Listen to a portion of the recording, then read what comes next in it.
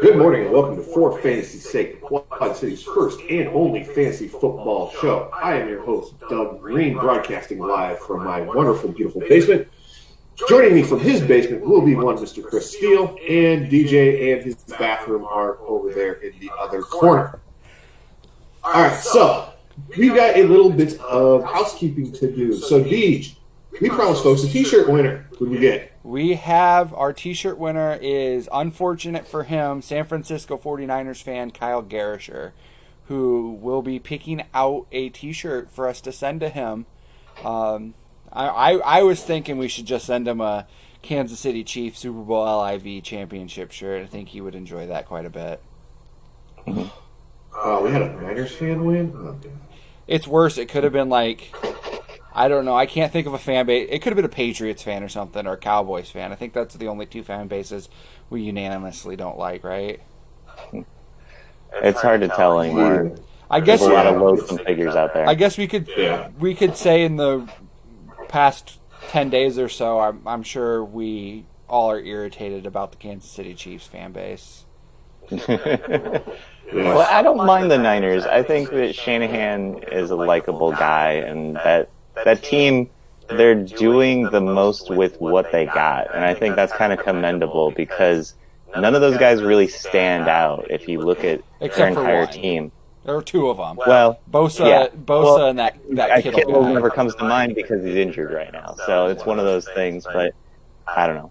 I like that team. They're very likable to me. I catch a lot of flack about that Kittle guy because I don't think he's the top tight end in the league. He's still my second favorite tight end in the league. He's fun to watch. Yeah, he's definitely tight end one. I agree with you there, Deej.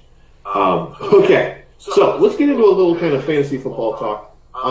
So obviously half your league is going to be 0-1 this week. At what point would you guys be panicking, and what point do you guys think that you just need to kind of just hold steady and say, no, I'm good. It's just an off week. I'm good with where I am. You don't play with ties? Jeez.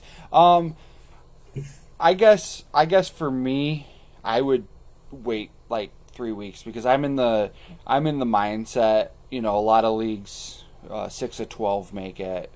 That you have to win 7 games to make the playoffs. 7-6 usually gets you that 6th seed in most playoffs, and you don't want to have to go on a 7-game run. So I say 3 or 4 weeks you can afford.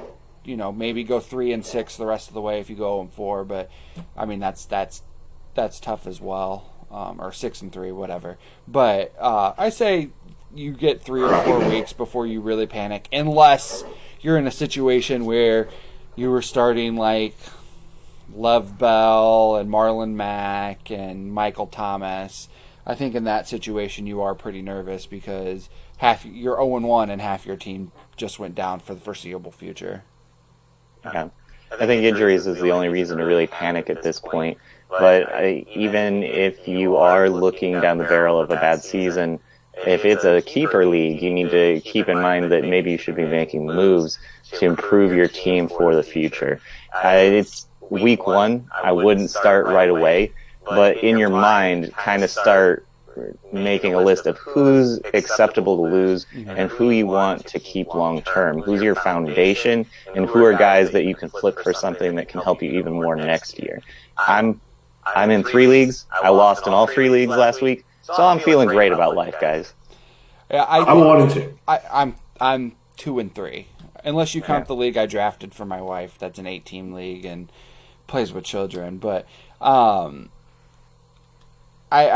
to your point, you'll do very well there, Deej. Yeah, to your point, about tearing down is I think you really need to, like you said, identify who you want to keep long term. But if I were a team who, and it's not out of the realm of possibility, you have a ton of studs or a few studs where you have Thomas and Bell and stuff like that. That is a scenario where I give it this week. And if you go to 0-2 and you're without those guys till week 6 or 7, I might consider not trading those guys, but some of your tertiary pieces that might be, aging, or you might not keep, going into next year. And I think the real panic move is the guy who tries to own the waiver wire. Like, goes out and like flips like 6 guys from his bench to try and pick up the hot hand for the next week. It's fine to stream guys. It's not good to turn over your entire roster in 1 week and just throw away your entire plan over 1 week of football, especially when that first week of football is something that we've never seen before. With the pandemic and everything, no lead up to it with preseason, this is something that we don't really have a baseline for. So to come out and say that just after 1 week, this is the way things are, these are the players that are going to matter, is really short-sighted. You need to be able to hold on to what you initially thought or what your planning was all along. Right. Plan? Do I look like a guy who has a plan? I'm just a dog chasing cars. You're the shot sheet guy, so you have some idea of a plan, more so than I do, of course. You got a plan to plan. Yeah, that's pretty much it. I look at the games and I go, all right, that one might be interesting. Let's see. Well, DJ will just ramble on for about 3 minutes on this one, and that's pretty much the shot sheet plan, especially this week. Because, 0-1 there. Also, don't take our combined fantasy record there into account when judging our worthiness of giving you fantasy advice. Right. So we're all 4 5. So,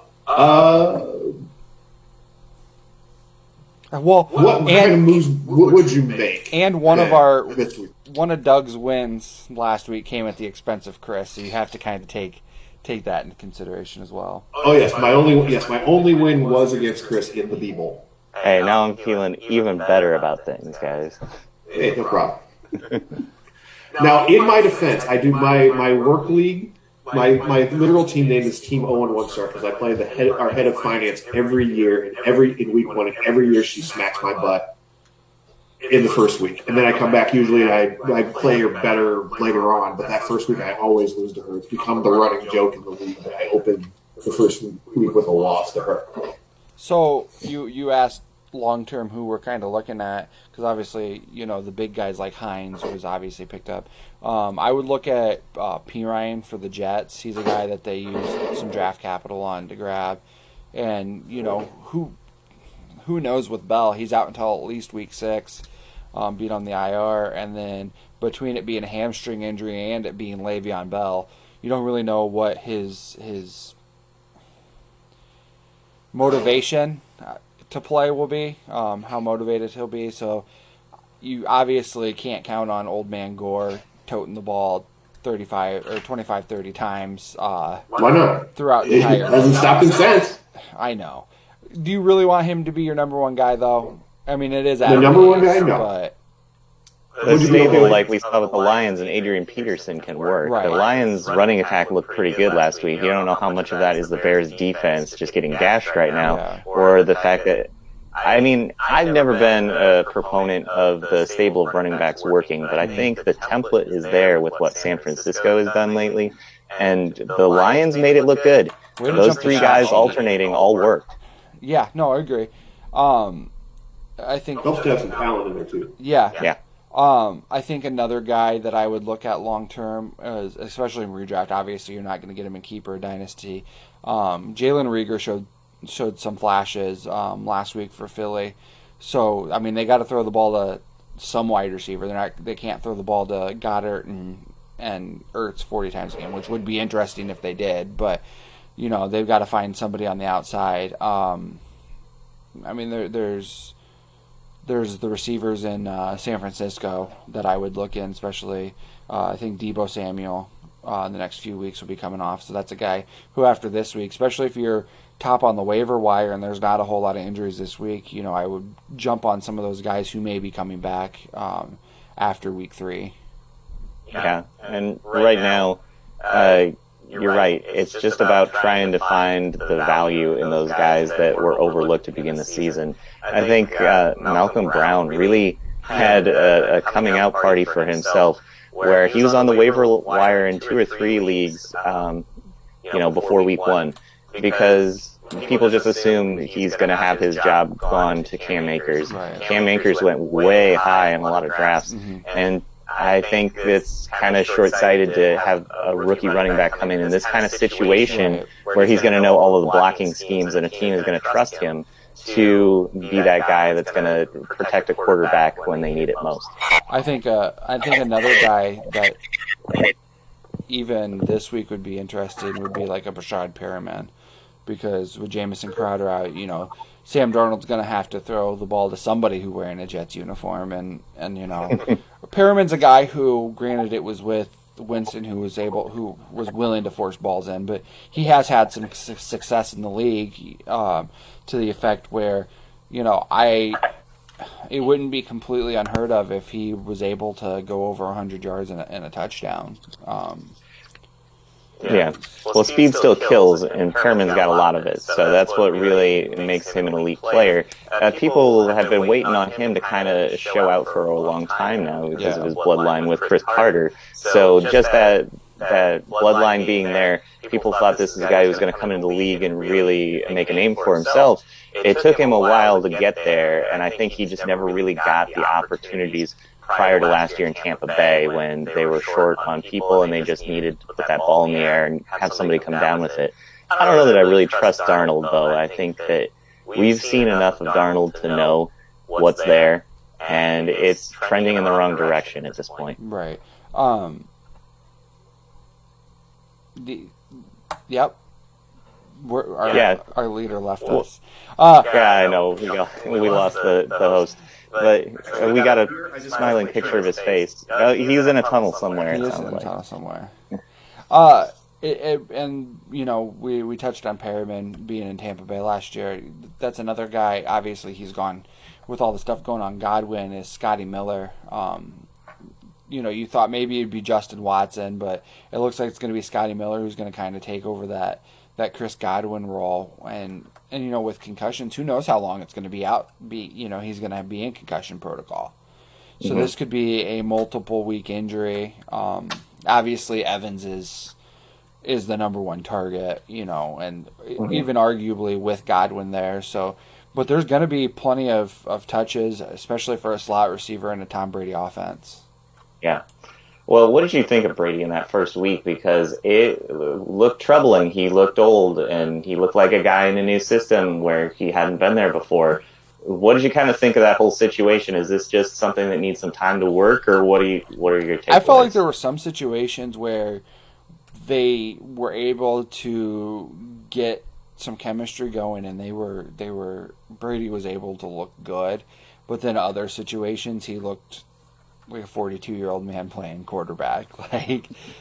Obviously, anytime that they were able to get pressure, and you're talking about one of the better defenses in the league in terms of getting pressure last week, the Saints. Yeah. But if they were able, to, and that's something that you could have said about Brady the last 4 or 5 years, that if you make him uncomfortable in the pocket, he's gonna throw it up. I think it just will take a couple weeks to where they have the safety net of guys underneath and stuff like that.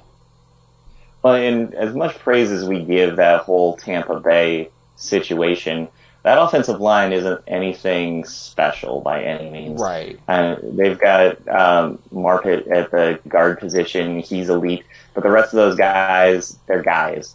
And at this point in his career, like you said, Brady is used to a certain level of just comfort in the pocket. And you look back, during the pandemic, they're playing the old Super Bowls and things like that. And so you're looking back at some old Tom Brady games where he's in the Super Bowl, and every step of the way, his offensive coordinator nearly never changes. There's a lot of those guys in New England who went out and got jobs, but the offensive coordinator in New England was always there with Tom. Mm-hmm. So outside of that 1 year in Denver, that things didn't change for Tom Brady as far as that offensive coordinator was concerned. So that relationship was always there. It's getting used to a new relationship with a new play caller and Tom Brady doing his Tom Brady things. So I'm sure that there's a lot of new stuff that has to go into that, especially with a running attack that has a lot of mouths to feed too. Yeah, well, that's something I wanted to touch on too. Is they have the slot guy to play the Edelman role. Obviously, Gronk's there to play the Gronk role, but they don't have a scat back. They don't have a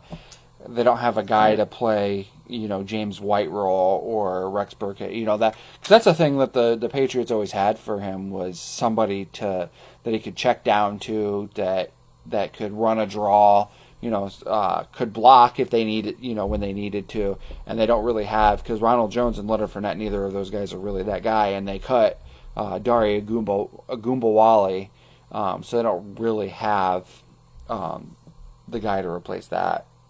I think maybe in the long term they're thinking that Ronald Jones is going to be that scat bag type of player, and that's why they were kind of open to the addition of Fournette being in there, is they can open that up more to him being more of a third down back, that kind of guy.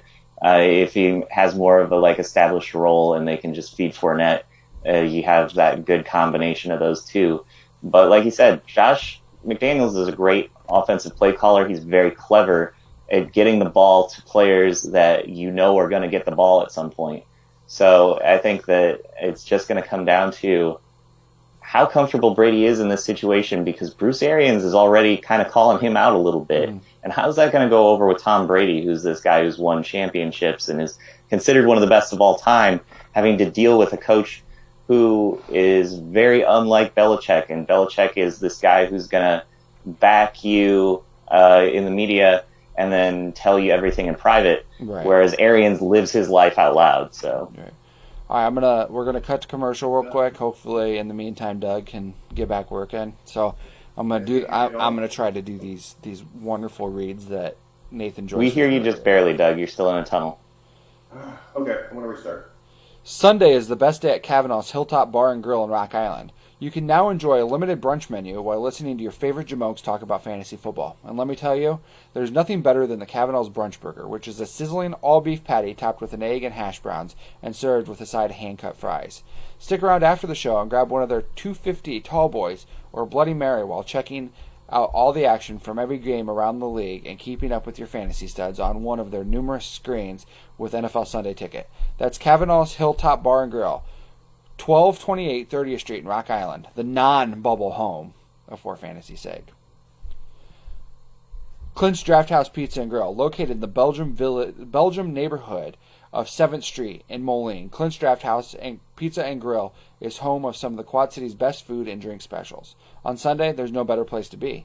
Clint's is serving up 75-cent wings and $4 Bloody Marys all day. And your favorite team playing in those out-of-market games? You'll never miss a second of action on one of their 10 screens with NFL Sunday Ticket. And after you've had your wing and bloody fix, finish your football watching experience off with one of their famous Quad City style pizzas. And folks, they know pizza. They've been spinning QC style pies for the last 22 years. So make Clint's part of your Sunday football routine. Clint's Draft House Pizza and Grill, 7th Street in Moline. They also are now the owners of the Corner Tap, which is on 14th Avenue in Rock Island. So, Chris, Doug and I were talking about this, in our pre-show, and you touched about it just slightly in the last segment. There were just a ton of running back splits in Week 1, where I think I was looking earlier this week, and I think the majority of the teams had at least two running backs play at least 30-35% of the snaps. Do you think that's didn't have a preseason getting guys into the mix, or do you think this is something we're going to kind of see all year, where it's going to kind of be a 60-40, 70-30 split in most of the teams? I would say that 70-30 split makes a lot of sense to a lot of people, especially the way things are going this year. I think you want to try and stay as healthy as you possibly can at this point, and you're looking for guys to take those carries off of the load of your main guy, so that way you can weather those injuries when they happen, and also you're not having them take a ton of big hits Week 1 when nobody's taken hits at all in the lead up to these games. Right. So you've had no live hits to go off of the first time these guys are getting blown up and things like that. It's been interesting. I think one thing that you can really take away from Week 1 when it comes to the running game is what offensive lines looked good to you blocking things up. Because that's something that's very difficult for teams to start off the season, is getting that blocking scheme correct Right. and getting those guys in a right position to succeed, especially when they haven't had live contact up to this point. I think you got to look at where you've seen teams have success and try and figure out if that success is going to continue. Right. I think, and like you said, not taking hits is just off the top of my head. You had 4 backs who were going to see a considerable amount of touches go down, and Philip Lindsay got hurt. Obviously, we talked about Lev Bell. He got hurt. Marlon Mack tore his Achilles. Duke Johnson's not going to play this week. And that's my big thing is like Duke Johnson's had 10 days off and he's still not able to play. So, what are they going to do? Obviously, with David Johnson's health history, you don't know. You don't want him to touch the ball. Do you want him to touch the ball 30 times? So that's a big question mark, at least on my end. Right. Maybe end up bringing back Lamar Miller if he's still floating around out there to maybe come back in just as a guy who knows the scheme, knows what's up. The playbook, yeah. Well, and I think you look at the Browns in week 1, and I think their biggest downfall was they weren't going to win that game against the Ravens because you look across the field, Lamar Miller in a week 1 where nobody's had contact in a long time. Lamar Jackson's going to run all over everybody. Right. And so that's a week 1 game you're not going to win. But if you run the ball, which they had succeeded at early, if you run that ball the whole game, you keep the game close. Right. And you give yourself that opportunity to have that weird bounce that's going to help you win a game, kind of like the Cardinals did against the 49ers. Mm-hmm. And so I think you saw a better game plan from the Browns week 2 because they took the time to try to figure out exactly what they did well in week 1, not trying to use every weapon that they have at their disposal all the time, just doing what works instead of being like, okay, we can run the ball, but we got to pass it right now because we have Odell Beckham, we have Jarvis Landry, we have all these weapons that we need to use. Just keep running the ball. If it's working, it's working.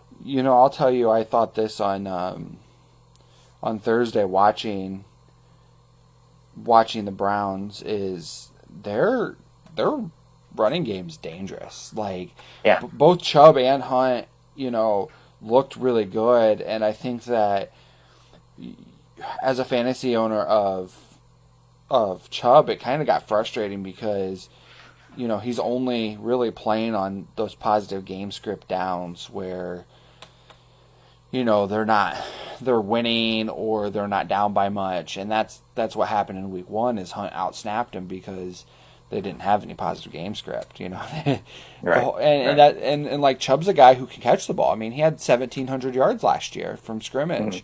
And so I would like to see them play. The thing is they just have so many mouths. Like they have Odell and Landry and Hooper, and then they have Hunt and Chubb, so you can't really even play a whole lot of downs with both of them in the game unless you're going to start sacrificing offensive linemen. Wow. Hunt and Chubb, they were both over 4 yards a carry week 1. And they just decided the second half of that game they were just going to start chucking it, and that's where Baker started to look bad, and you had to kind of start to question if there was a number 1 overall pick who might be turning into a bust there. Right. But to have him rebound and have the game he had against the Bengals, I think kind of gives you hope that maybe he's headed back in the right direction. I had said that in my Thursday preview. I had said that for me to trust Baker as a fantasy owner, it's just he would need to show the swagger. He played with swagger his rookie year, and he played with confidence, whether it was hubris or whatever it was. It was that. But it was there, and he looks like a better football player when he's playing with that attitude, this is a guy who went into a press conference after a game his rookie year and said he woke up feeling dangerous.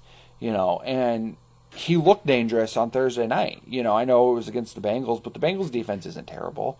And they're kind of an offense. If they had an offensive line, they would have won that game. But, he looked confident. You know what I mean? Like Right. he looked like he walked into that game and said, "Okay, we're gonna win. We're gonna win this game." And he even threw a pick in the fourth quarter, but it was a put your foot on the neck and finish this game Right. type of pick. You guys hear me yet? Yes. Yeah, we got you now. Woo! What's your takeaways of Joe Burrow though? Because I'm Oh a my believer God. already. I love it. Yeah. Putting the ball up 61 times is a bit crazy, but still, I love what I'm seeing so far. Again, like I said, if they had an offensive line, they would have won that game. For And $1 a day, you can buy him an offensive line, DJ. yeah, dude, he looks like a dude. Like, Yeah. like, like I said with Mayfield, you want a guy who goes out there and plays with confidence and swagger. And they only had one completion over 20 yards, but he had no time in the pocket. AJ Green, what happened? He caught 3 balls on 13 targets, which is insane to me. Right. And that stuff's going to change. You know what I mean? AJ Green's going to come down with those balls. Burrow he didn't take a whole lot of hits. I mean, he got smashed a couple of times in that game, but he does look intelligent in that backfield, and like I think when you talk about the fact that he threw the ball 61 times and only had 300 and some odd yards, like I said, AJ Green caught 3 passes on 13 targets. Giovanni Bernard, every time he caught the ball, he just fell down.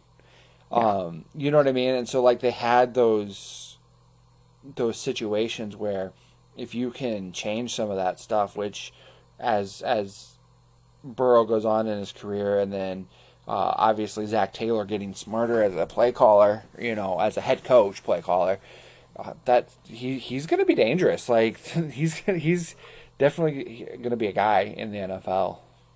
Yeah, I think Quarterbacks played from the. Oh, I'm sorry, Chris. Go ahead. Yo, you're good. I was going to say the thing about Burrow is that he's not only accurate, but he can get the ball out fast. And I think that helps out that bad offensive line, is because if that ball's out right away, defensive lines are going to start to give up on things. Mm-hmm. And I think the thing about Burrow is that he kind of got dogged a lot going into the draft, because I think people were kind of seeing him as the second coming of like Mitch Trubisky. It was kind of like, where did this guy come from? We only have 2 seasons to kind of judge him on. Is he really the number 1 pick?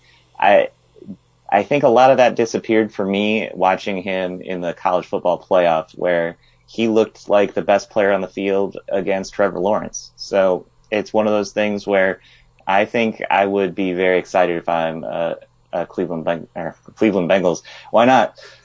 Cincinnati Bengals fan going forward. I would be very excited about what I've seen from Burrow so far. Yeah, for sure. Yeah, he looked great. Quarterbacks played from the neck up, and he looked like he was making all the right reads. Obviously, we don't know where he was supposed to go with the football, but like both you guys mentioned, he was calm. His throws were on time. They were accurate. They weren't way out of left field. The only interceptions that he had were on like tip passes. Yep. So he looked really, really good. Well, he had that fumble, and you really can't blame it on him. I mean, Myles Garrett's one of the best edge rushers in the league, and he just kind of scooped it out. He beat that off, and it was in a tough situation. I think they were inside the 10, inside their own 10. So nothing. You give most quarterbacks a pass for that kind of stuff. Yeah. All right, so that'll take us to the bottom of the hour. I've seen that while I was gone, you guys destroyed my plan on the shot sheet, and DJ destroyed all the commercials. So I did good on the Kavanaugh's one. That was the one I didn't hear. So of course that one was good. The Clint's Draft House. Not DJ gets 2 thumbs up for that read. Okay. All right. So I will jump back in here. We'll go ahead and jump back in here. I'll run the quick commercial read, and then we'll come back and we'll talk a little bit about some of the things that have been going on recently here in the league. Kind of what we saw with week 1. Get some questions in. We want to answer your questions, so you can either comment on the live feed and we'll take care of them, or you can comment on any of our posts. Send us a direct message. Send us text. We want to answer your questions. That's the most fun that we have on this show. Yep. You can email us, whatever you want to do. Just hit us up. We'll get those questions answered for you guys. All right. So,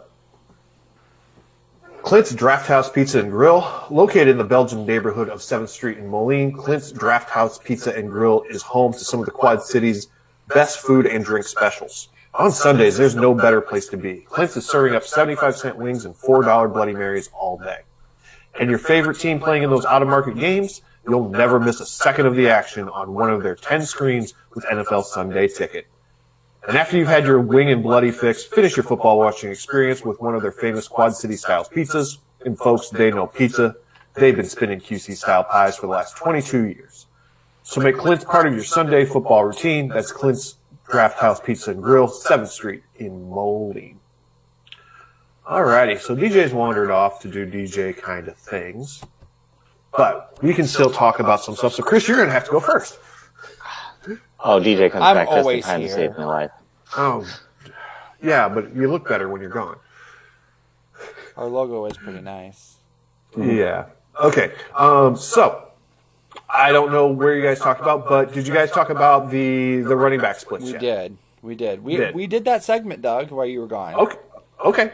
Good. So just wanting to make sure. Well, you jumped straight to is Tom Brady done yet? So I was making sure. Oh, dude, you were way gone. We This is what happens, people. I leave for like 5 minutes, and the inmates are running the asylum here.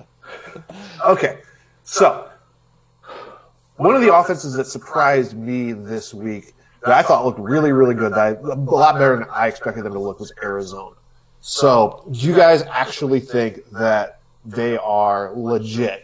Obviously, they've got Nuke now this year with them.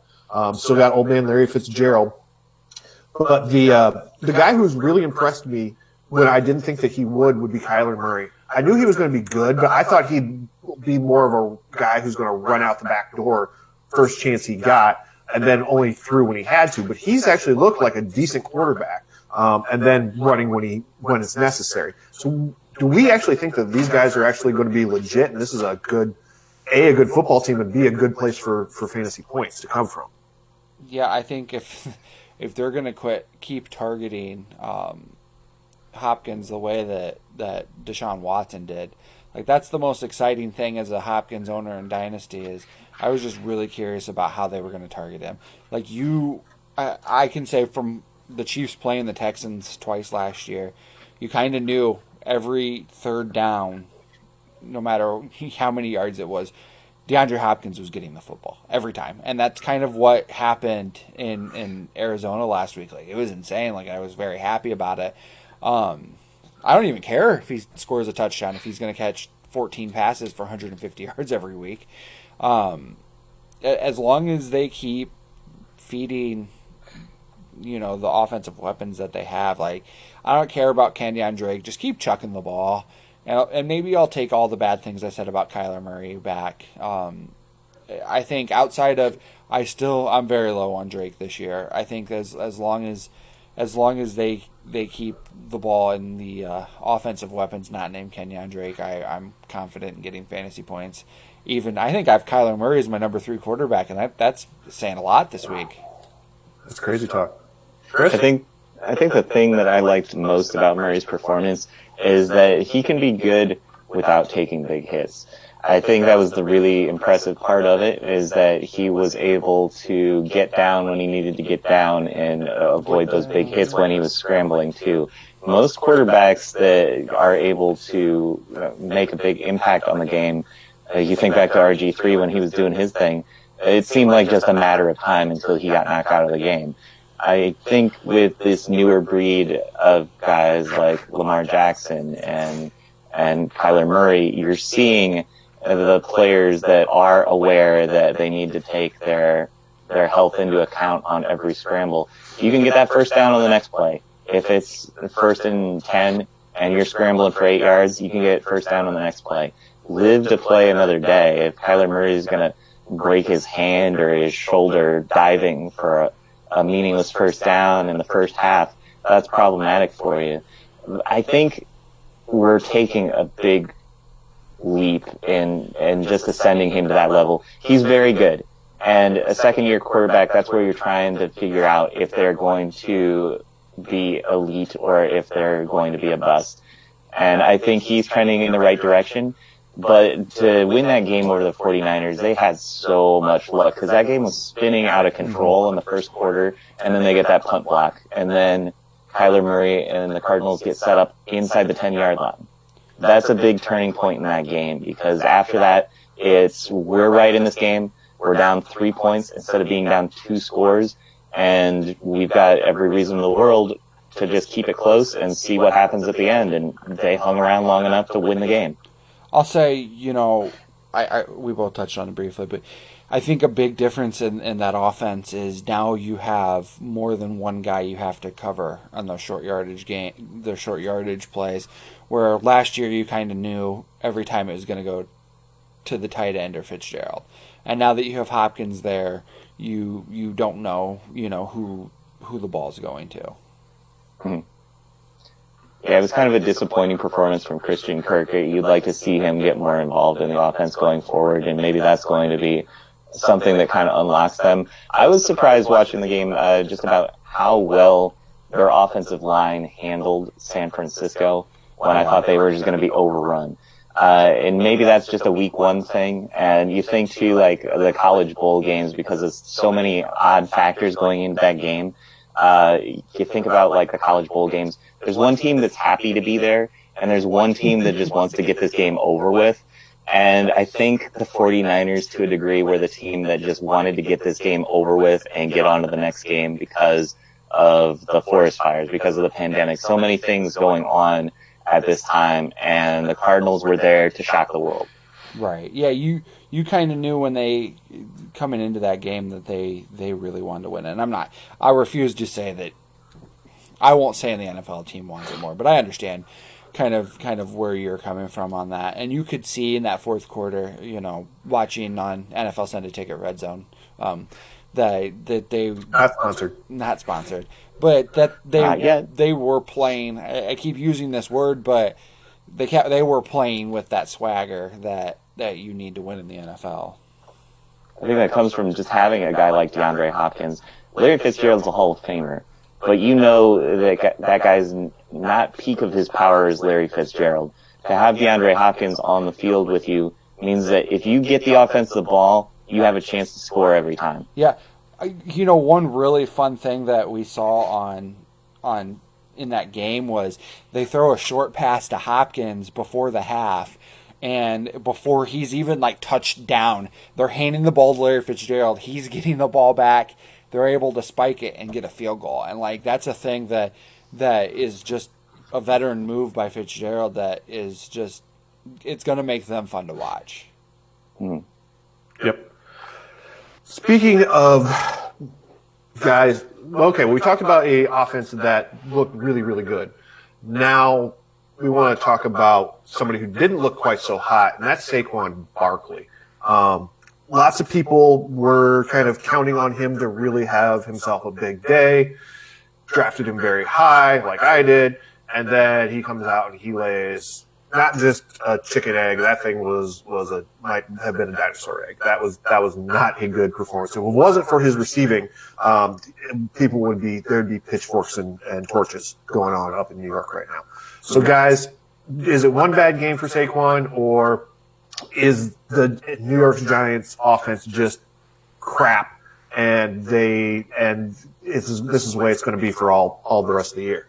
I don't think it's crap, but I think that they're kind of running into a situation where they face two better defenses in the first two games. I mean, I think the Steelers are going to be a problem for even the Chiefs in the AFC. They looked really good, both defensively and offensively. So I'm not prepared to hit the panic button on Saquon Barkley. This is going to be a season where even if he looks bad the first two games, he's still going to have 1,000 yards rushing. He's still going to get in the end zone. I just think this is going to be one of those things where they have a new head coach, so they're still kind of feeling things out. Their quarterback is not better than Drew Lock. That's an inside joke, Chris. I see. So I think once they feel things out, get later in the season where they can play some other teams that aren't great on the defensive side of the ball that they're going to figure things out. I think there's reason for concern just because every time there was a terrible running play, there was a quick cut over, and it was really well done by the production crew, a quick cut over to Jason Garrett on the sideline. And so just seeing that puts that bad taste in your mouth that this could be problematic. I think that Barkley, he's the best running back in the league, but Barkley is inclined to have the clunkers. For whatever reason, there's just teams that get him. Like even going back to college, he always struggled against Indiana for no apparent reason. Indiana wasn't a good team. They weren't good at stopping the run, but they stopped Saquon Barkley for some reason.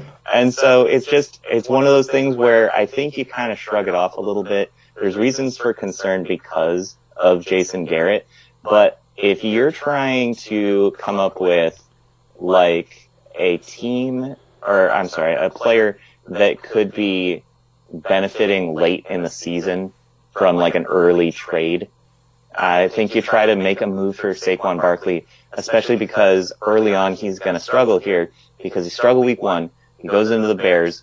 I don't know what that run defense is going to be like today because it wasn't great last week.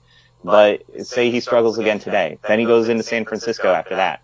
So that's 3 weeks that people are going to start to get a little jittery if he has 3 bad performances.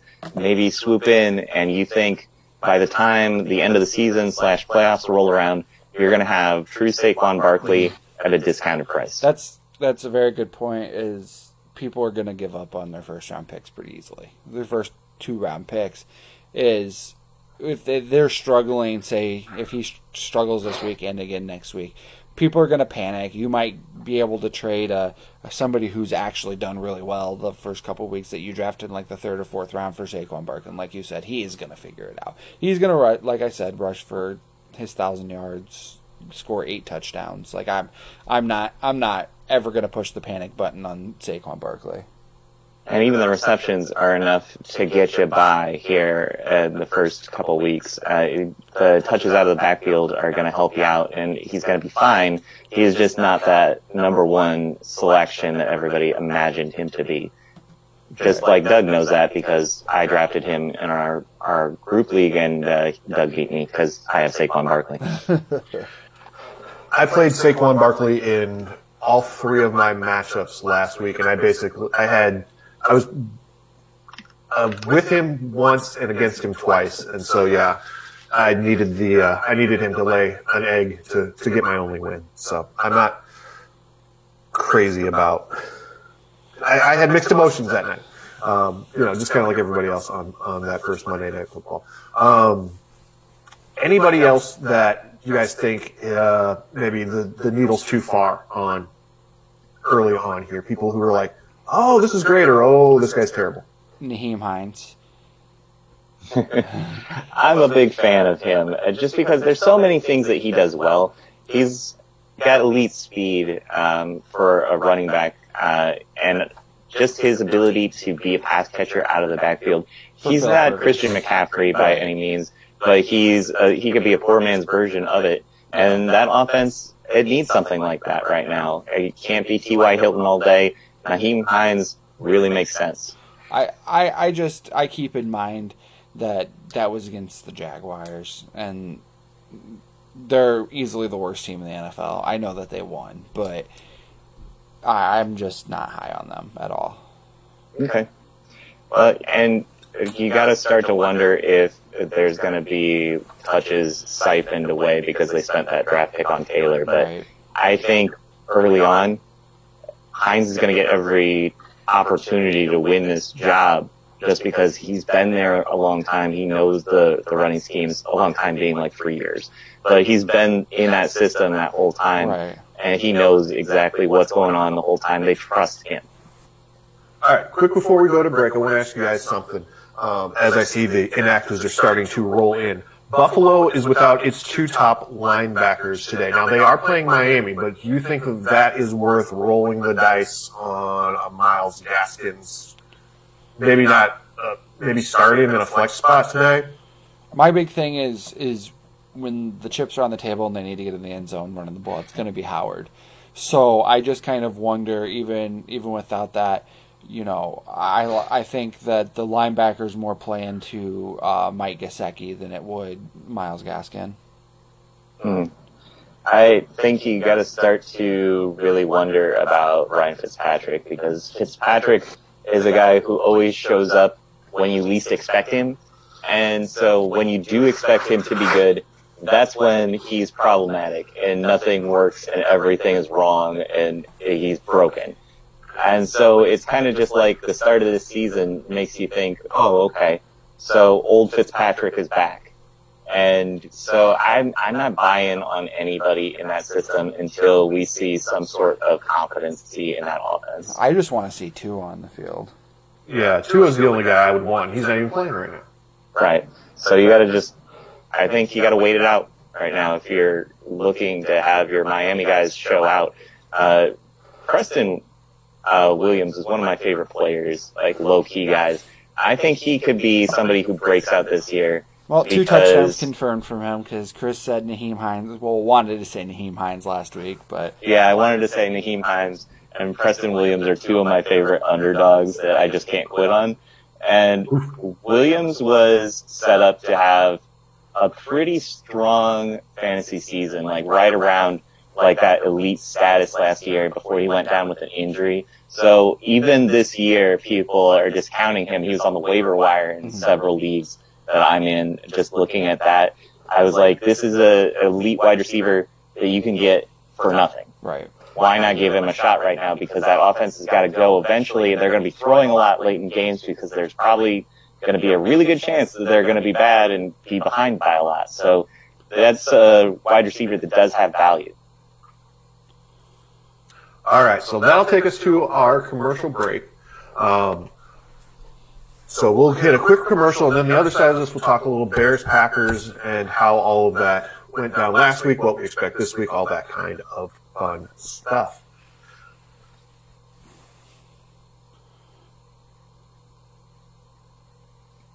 Durham Remodeling. Durham Remodeling has been serving the Quad Cities area since 1973. With nearly 50 years of excellence on their track record, you'll see why it's so easy to trust their experts when it comes to all of your home improvement projects. Durham Remodeling's work is 100% guaranteed, so you can rest assured that you're getting the best service around. So call 309-786-6715 for all of your roofing, siding, flooring, windows, and painting needs. That's Durham Remodeling, 309-786-6715. All right, and the guys have left me. Well, I suppose I can do this one solo because they had to do the other one solo. So we can start by talking about DJ's back and the party's over. I'm always here. I know. Don't forget we have our trivia question, and I'll read that now. It gives everybody a half hour to get in with the answer. And don't forget, you get this first correct answer to this question wins an entry to the season-ending autograph memorabilia raffle. And there'll be several trivia questions today and the rest of the season. Today's trivia question: who did the Bears franchise beat in their first game in franchise history? Don't answer that, Chris. Wait, are we eligible to win? You're not. I had so many opportunities to get it wrong. We are not eligible to win this. So who did the Bears franchise defeat in their first game? Jacksonville. So if somebody gets the correct answer, because I'm watching the live feed, if somebody gets the correct answer, I'll shout her out. It's probably the Lions. Matt Patricia went back in time to lose them a fourth quarter game. Yes. Andy Reid called too many timeouts. All right, so Bears. Let's start with the Bears this week, just because they had I'll call it the more exciting game. I'm going to call him Roller Coaster Mitch until further notice because he's a little up, a little down, a little all over the place. Looked like 2019 Mitch in the first few quarters, and then the light came on in the fourth quarter, and he went nuts. And then they ended up winning that game. So going forward, do we think that's kind of the Mitch Trubisky you're going to get, where you're going to get a couple of bad quarters, a couple of good quarters, and you just kind of got to hope that good Mitch comes at the end and he's enough to outweigh the bad Mitch that came previously? Or do we think that the fourth quarter might have been enough to think that the light's actually on and he's ready to go take another step forward now? I think you're going to see a combination of good Mitch and bad Mitch. And I think that might not be first half, second half, or 3 quarters, 1 quarter. That might be one game. You know what I mean? And so I'm not, as we know, I'm not completely bought in on Mitch at any point in life. So I'd like to see him. He's going to be good against the bad teams. Like, he'll probably be good today, and he's going to be good against the bad teams, bad against the good teams. Yeah. The Giants have probably one of the worst defenses I've seen in a while. So I would expect another, he had the light come on, this is a turning point for Mitch kind of, narrative get thrown out there. I think it's hard to really judge him in that first game because Mitch is probably going to be hot and cold, like you said. But at the start of this season, having no real live reps to go off of, can't you expect a slow start out of a lot of guys? And so maybe that fourth quarter is representative of something else. Maybe he gets that little bit of swagger off of that. To me, it was 2 coaches really trying to outdumb each other. Because Matt Nagy, in that first half, to close out that first half, giving the Lions the ball essentially at midfield after throwing 3 incompletions, was just, it was unbearable to punt all over the place. But you can't do that. And then Matt Patricia just goes Matt Patricia and does the same old thing where he's going to play man coverage against Mitch Trubisky, who has proven that he can beat man coverage, especially against the Lions. And the Lions are down 3 of their top corners because you see, Justin Coleman go down. You see Trufant on the sideline. Their top draft pick didn't even play. That's problematic. You got to just try and bleed out that clock, be a good coach, be conservative. But instead they try to kick a 55-yard field goal at the end. That was perplexing to me. We have a correct answer, by the way, to the trivia question. Mm-hmm. It is by Kyle Garrisher with the Moline Universal Tractors. Was the first game is October 3rd, 1920, a 20-0 win by the Decatur Staleys over the Moline Universal Tractors. October 3rd, you should have sat on that for that. I was thinking about that today, but since I didn't have a better question for today, I had to shoot that shot. DJ. I know. I don't plan ahead. That's how I end up with children, okay? The thing I liked about the Bears game, though, was I think the running game is going to be very improved. Going into the season, I did not want to be a Montgomery owner because I thought that there was going to be too many problems with that offensive line. Their interior offensive line looked very, very good in that game. And maybe that's just a benefit of early season, but right now I would feel very optimistic about the way that they ran the ball in that game. So I think that Montgomery owners should feel good. Even though he didn't have a catch, Cole Kmet was on the field an awful lot for a rookie, too. Yeah, he didn't have a catch because Trubisky missed him by 30 Threw yards. it 15 yards behind him. Yeah. I'm going to be honest, I didn't watch a ton of the Bears game outside the fourth quarter because I watched the Red Zone channel. And since, neither one of those teams wanted to score. Teams could score. But, yeah. Yeah. So, one other big piece of news for the Bears before we get into the Packers this week, too. There was some hullabaloo around Allen Robinson this week and his contract extension. He went so far as to remove any Bears references from his social media. And then he came out, I think it was Friday or yesterday, and they said, nah, I'm all good. This is where I want to be. And then, according to a report this morning, Bears have rebuffed a couple of trade offers that have already been put in for him. So it sounds like it was a bunch of smoke and no fire. But do we think that they have any, if they really kind of fall out, if they lose 6 of the next 7 for whatever reason, do you think that they might go ahead and just move on from him? The only thing that made me question kind of their intents with him extension-wise is Tariq Cohen got an extension this morning. And the Bears don't have a whole lot of money next year. I think I saw that they have like $8 million on the cap, and that's one thing they're going to have to move some contracts in order to even afford Allen Robinson. So the fact that you fit somebody else who I'm not very high on in the Bears offense, which they should be better, but with Cohen, but the fact that you extended him and Allen Robinson's here begging for an extension. Tariq Cohen was even begging for an extension for Allen Robinson on Twitter. It just made me say, huh? Yeah. Tariq Cohen loves himself some sidelines. That's the real problem with Tariq Cohen, is that's the guy who's looking for the sideline the moment he gets the ball because he's going to get out of bounds and not take the big hit. I understand he's a smaller guy, but still, you're a dude that's intentionally in there to catch the ball and get upfield and get some yards, not to get out of bounds. And he loves that sideline way too much. That's very shocking to me that the Bears would do something like this, because Ryan Pace has kind of established that he does the deals like in the lead up to the season. That's where we've seen guys get extended, like Kyle Long and some of these other like make good players that the Bears have extended in the past, is they do it before the season starts. Right. So to see Allen Robinson reach the season was kind of like, okay, so they're going to try and do something at the end of the year maybe. And instead they are extending Tariq Cohen. So the whole situation is just kind of, it's hard to read right now how they feel about him.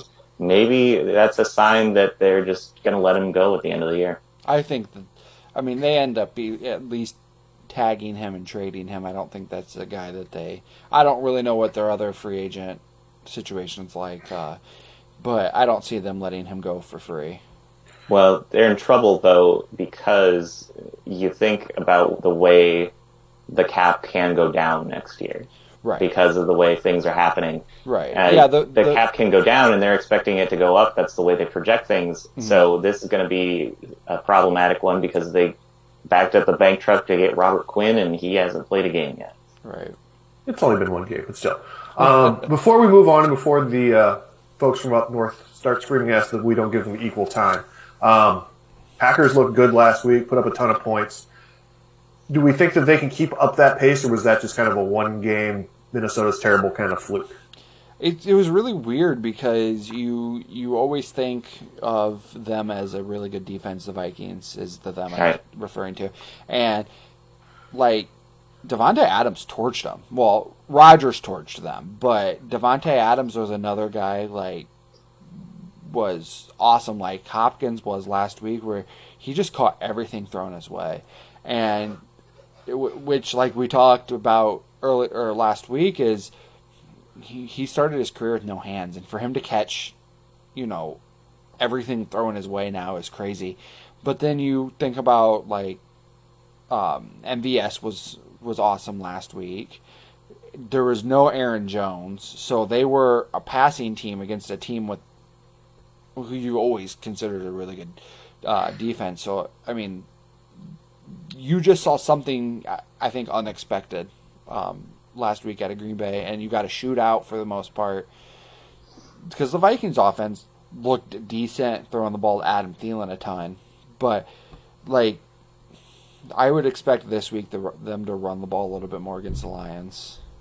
Yeah, Adam Thielen didn't really even get going until late in the second half, though. That was the thing, is they had him pretty shut down because they have Jair Alexander doing work on him, so that's one of those things that's going to change that matchup a little bit. But to have Thielen have the game that he had was very surprising to me.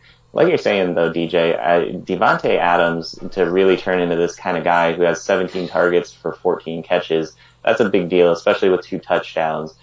Why aren't other teams making the other guys beat you? I know you said Marquez Valdez-Scantling had a good showing. He had a couple big catches, but it wasn't a volume thing the way it was with Devontae Adams. I think you got to try and make those other guys beat you. This might have just been a flip the script type of game where it's like, hey, let's give Rodgers a bone here where Rodgers can show he's not done yet and make him feel good after an off season where everybody got to kind of beat up on him about the way that the Bryce Love thing went down and Green Bay's playing for the future. Let's show them we're not done yet. And Minnesota really misses out on their home fans. As much as we talk about the pandemic not really making much of a difference, maybe it did for Minnesota because they missed that home field advantage as much as anybody. Yeah, they need that stupid horn. Somebody, well, I'm sure the horn's still there. One of the guys in one of my leagues had mentioned that he feels like in this situation, some of these elite quarterbacks are just going to feast because you don't really have those distractions that you normally would have as far as opposing fans. Right. You can have Rodgers get up on the line and do his whole thing and just make the most of taking advantage of every opportunity that he has in front of him. Yeah. Old man Doug blowing his nose and sneezing. I got the Rona. Good thing we're quarantined at our basements, huh? Exactly. All right. So that'll take us to the top of the hour. I'm trying to get NFL.com to tell me the inactives. So when we get on the other side of this, we'll talk a little inactives. We were going to do the trivia question, but somebody shot his load early. So we're going to have to. So we'll just fill this all with the inactives talk for this segment. Van's Pizza Pub and Grill. Football season is just underway, and if you spend Sundays watching football anywhere but Van's Pizza Pub and Grill, you're doing it wrong. Van's Pizza Pub and Grill, 3333 North Harrison Street in Davenport, is the best place to catch all of your favorite games. And with 13 weeks left in the season, you still got time to make it your new routine. Start your meal off with their famous McGuire's Original Nachos or Brady Nuggets, then ask about one of their original QC-style pizzas, or be your own quarterback and call an audible and create your own. The Vans crew will make sure that your play call hits pay dirt every time. Vans Pizza Pub and Grill, 3333 North Harrison Street in Davenport. Come get served. Alrighty, so even though NFL.com is being stupid right now, we do have a couple of things that I can tell you about. One, Tyron Smith, the left tackle for the Cowboys, is out today. So do we think that will affect Zeke's performance at all? I think their offensive line is super good even without Tyron Smith because he missed some time last year and Zeke was able to get stuff done. Let's not ignore what Zeke did last week against the Rams. He had 5 defenders who had cornered him and he scored a touchdown. Like I think that you're going to see more of him being that guy you expect to be maybe the number 2 running back in the league behind McCaffrey, even without his left tackle.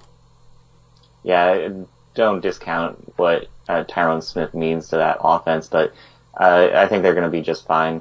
They have enough talent around the offensive line that if one guy is down, it's not going to change the game. It might change the effect that they have on the passing game just because that's your most important tackle when it comes to passing. So maybe the ball has to come out quicker. Maybe Cooper has a little bit of a less advantageous stat line than you imagined to begin with. But there's no reason to think that this Dallas offense is going to slow down at all. Yeah.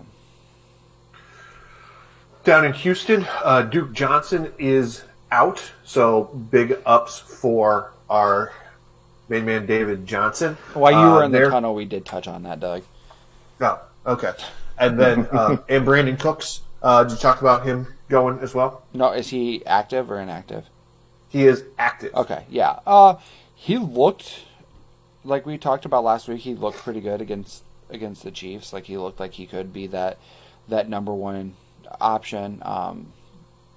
So it's going to be really depend on how often Deshaun Watson lifts the ball up and gets it to Fuller, but Cooks can be that good third down guy that you got out of Hopkins last year. Yeah, Cooks looked like he was getting double covered a lot in that first week, so I would be interested to see how teams match up against him going forward this week. Bill O'Brien seems to be in full kill Deshaun Watson mode already this year. So I don't know how long that dude's going to be standing up. And they have an insane schedule to start the season too. Yeah, it looks real tough. And so, I mean, Cooks is probably still a very good play, just talent-wise. Mm-hmm. I think he looked a little gimpy in that first game. So, I mean, maybe he's back to full health this year. Maybe with the headwinds of it being a new team and trying to make a big difference, week 1 is gone. Maybe he's back to his old self again. I think having a upper echelon, I won't call him elite anymore, but I still think that healthy David Johnson is an upper echelon running back. I think that really kind of helps our offense and will help Watson kind of not get killed because of Bill O'Brien. Yeah. Courtland Sutton is playing today, so that is a positive for the Denver offense. Somewhere Linda's doing backflips. Yes. After her Oklahoma State team did not do very well. No, they looked rough yesterday. They won. Yeah, that's what matters at the end of the day. Galladay is down, but we've known that for a while. Yep. Jalen Hurts is actually going to be active today. So how much of him do you think that we're going to see? I would start him in. I would be really interested to see if they do some of the more gadgety stuff. I know that he's not one of those fast running quarterbacks, but they could still run some gadgety plays with him on the field. And obviously Doug Peterson's pretty creative with his offensive play calls. So I'll be interested to see what they do. And obviously that gives you that insurance with, never knowing what's going on with Carson Wentz. Yeah.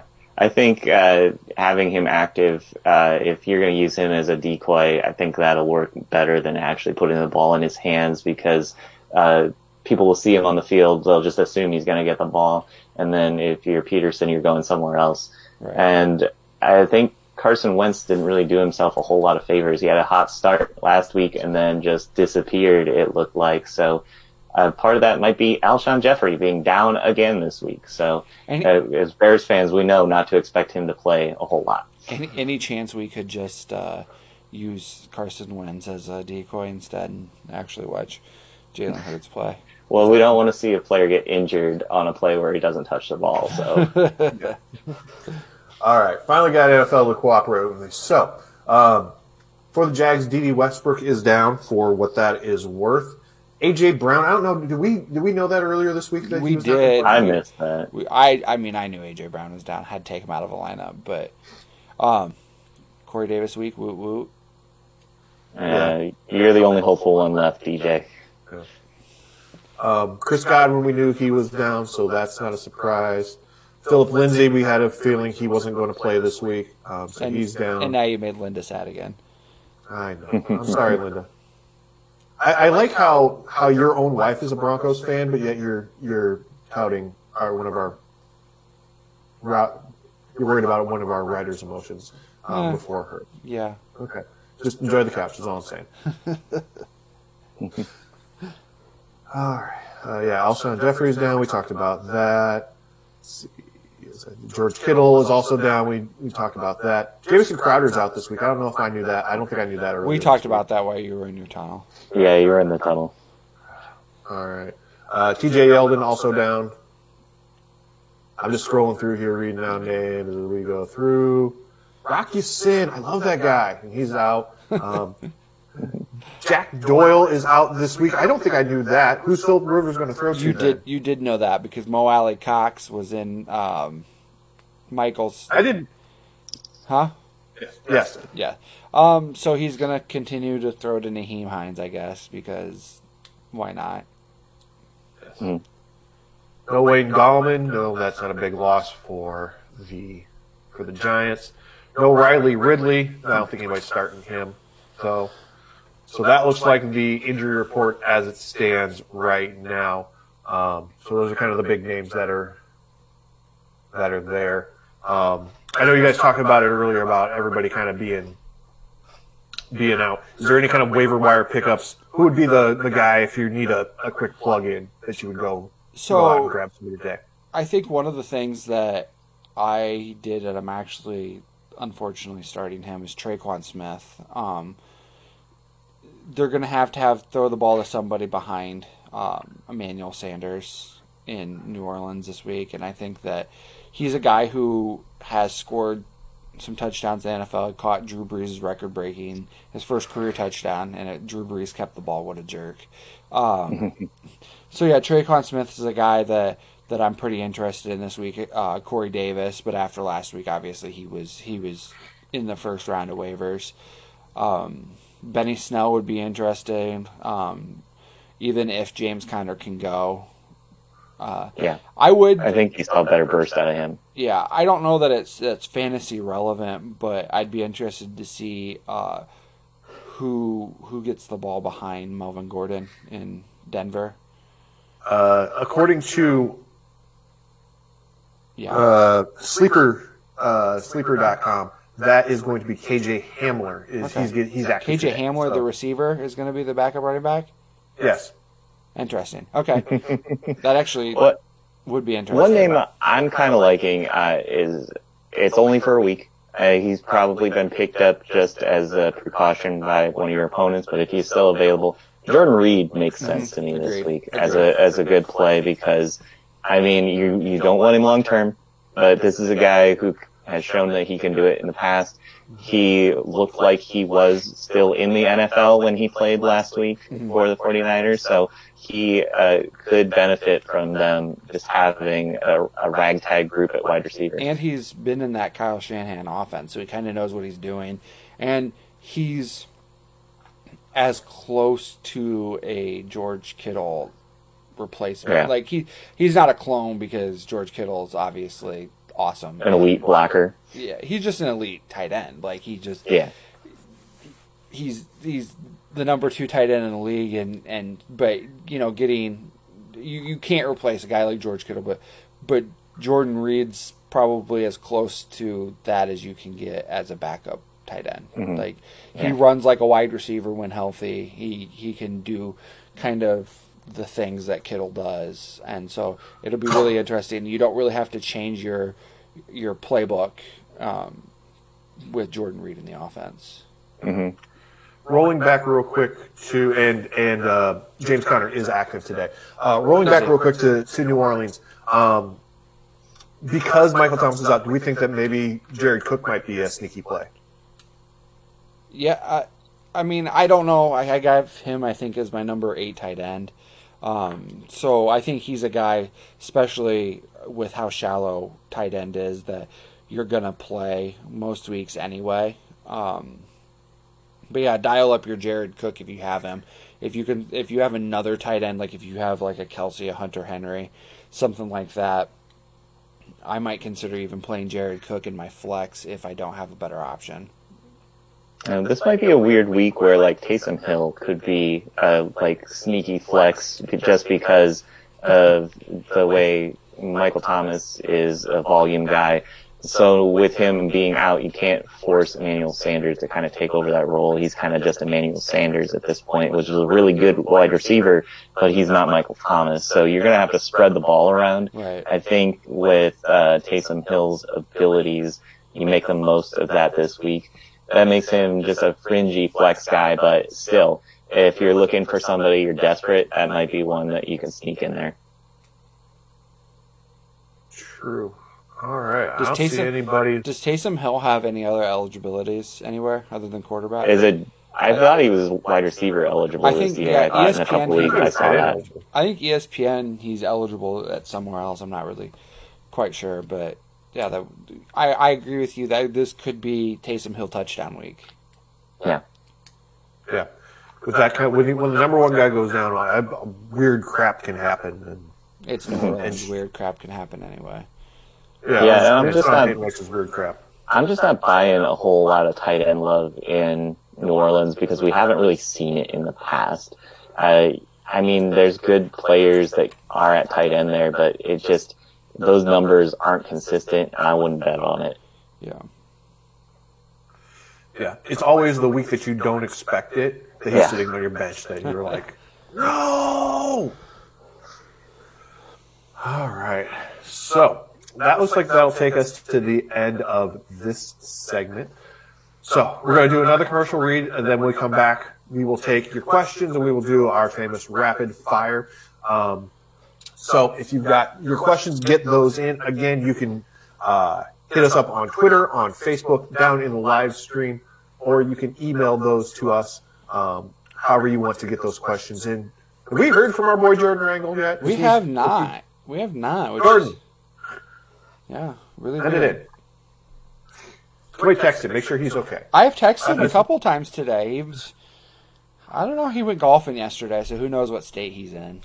Yeah, that's what I was going to say. I saw him out on the golf course, and then the Vikings didn't look very good last week, so maybe he's just underground. Did Notre Dame play last night? They did, but I think they won. Oh. But they were on like some weird channel, not like nothing that anybody you want to actually. You normally, I think they're on like USA. Also, the Marquee Network was broadcasting a college football game yesterday, which was weird. It was like the Duke game. Interesting. I'm like, so already there's college football games all over the place, but none of them are ones you want to watch. Hey, exactly. I watched Central Florida last night, so. Oh, nice. I didn't watch any. I'm sure they gave themselves a championship after winning that game. They did. It was so exciting. That's nice. Yeah. It was exciting. All right. So let's do.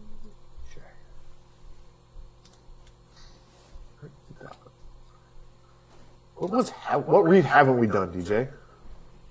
I missed the Rock River Fitness, where fitness is fun. Yes, okay. Our friends over at Rock River Fitness. Rock River Fitness, located at 3416 Black Hawk Road in Rock Island, offers a wide variety of classes starting as low as $7 per class and just $10 for specialty classes. With classes that include different yoga, Zumba, cardio, fusion, and strength training, Rock River Fitness has a little something for everyone and at a crazy affordable rate. Find them on Facebook, the MindBody app, or visit their website, rockriverfitness.com, and start planning your next fitness class. Rock River Fitness, where fitness is fun. Also want to give a shout out to the Yard Barbers. Hit them up. I know there's not a whole lot of mowing left this year, but I think that he's firing up some winter care needs. Yard Barbers is a local full-service lawn care company looking to provide the Quad Cities with quality and affordable outdoor service. You can find them on Facebook at Yard Barbers LLC. They have an email, yardbarbersqc@gmail.com, and their phone number, 309-235-1595.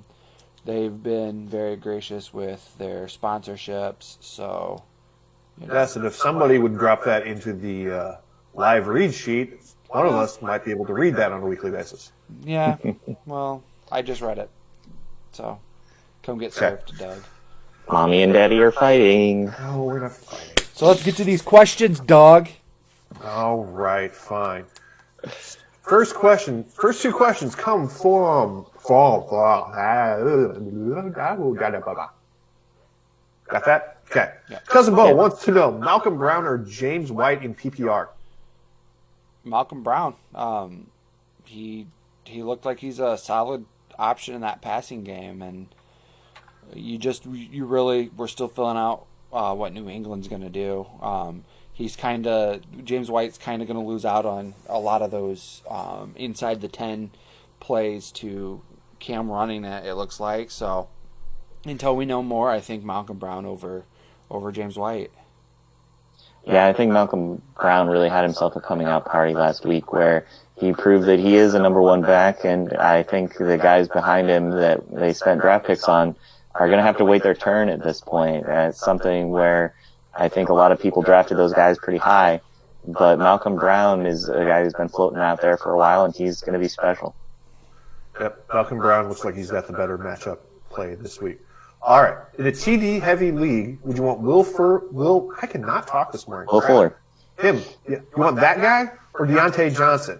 Who's actually the harder name to pronounce. I think in all circumstances, if you're talking about a TD heavy league, I always want Will Fuller, because I just think his potential to score, and I'm assuming in TD heavy league, it's like one of those where your yards don't activate till 50 or 75 yards, and your chances of him going over 100 are higher.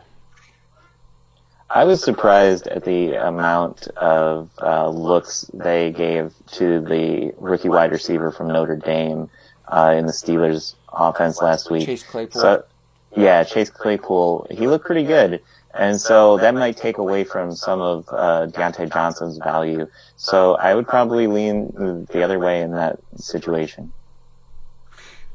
Rachel Owen from Facebook. Is this our first question from a woman? From a lady? Ever? It might be. Might be. But stay tuned, there's more. Is there? Okay. Oh, she actually has two. So we will get both of hers. So, Niners or Green Bay defense this week? Niners. I'll go with Green Bay. Jair Alexander's an elite player. I like the Smiths. I think Stafford can accidentally light it up, like I said last week. Yeah, Niners got the Jets this week. That's the Jets all day for that one. And then her other question is CEH or the newly money-manned Bobby Trees? Edwards-Helaire. Edwards-Helaire. Yeah, as much as I'd like to poo-poo on DJ's Chiefs, I think that's the correct answer there. He looks like something. Yeah. Now watch him go out and have like 12 for 15. Well, DJ said he was good, and he said the same about Marlon Mack last week, so just DJ can't do it anymore. Stop. Mm-hmm. Kyle Garisher wants to know, can I trust Sutton? I think you have to fire him up, unless you have another guy who you consider a top 24 wide receiver on your roster. I think you have to fire up Courtland Sutton. I like Courtland Sutton a lot. I've always thought he was pretty underrated, and I think this is a season where he can really prove himself.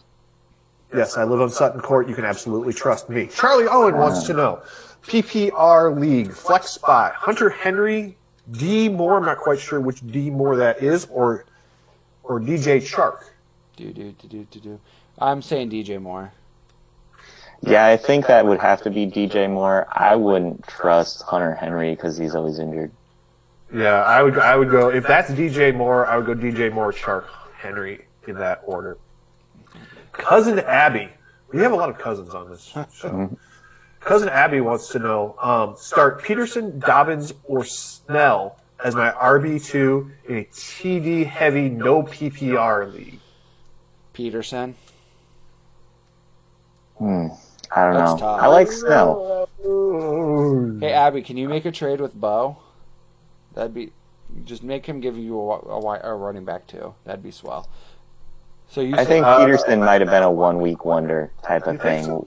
Yeah, I think he's going to be at the short end by the end of this week, maybe even going into next week, and we're going to see a lot more of Swift and Kerryon Johnson. Yeah, I think Dobbins is a plus game script guy. So for right now, so I'll go Peterson this week.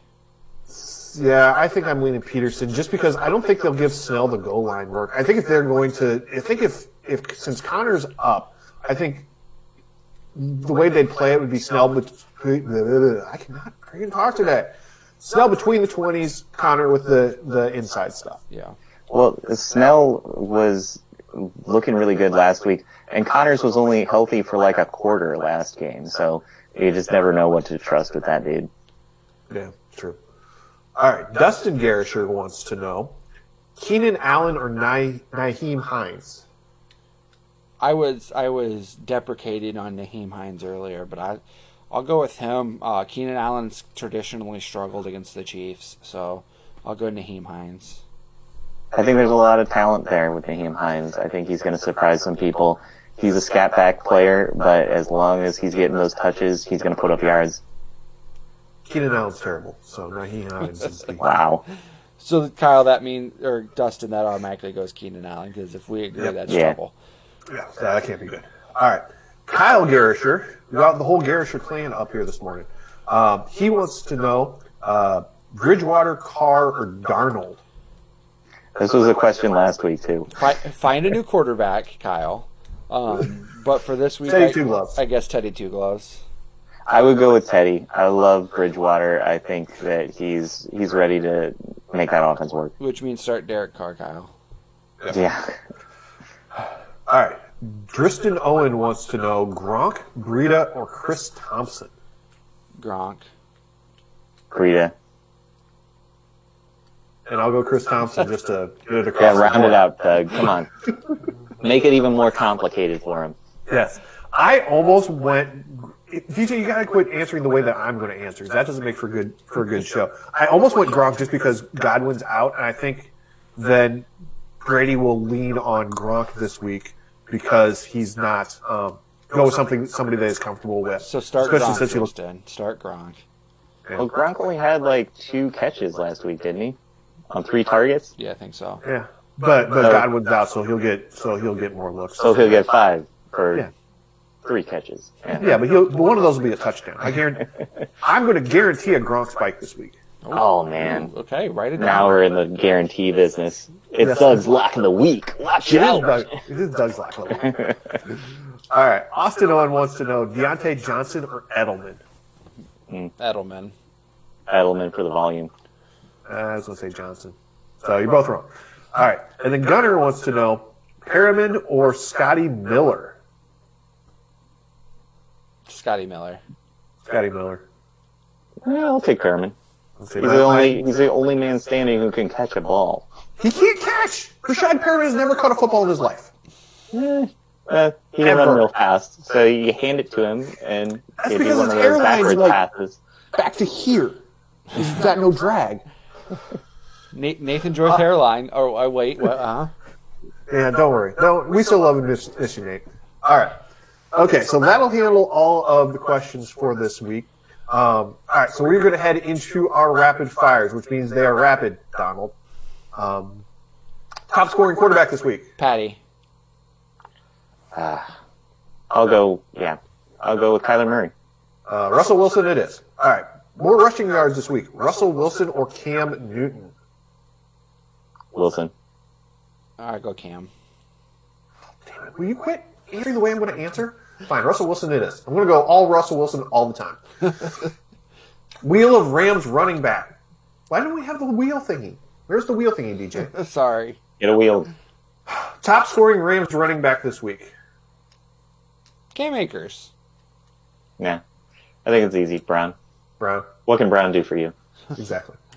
Top scoring running back overall. CMC. Yeah, that's an easy one.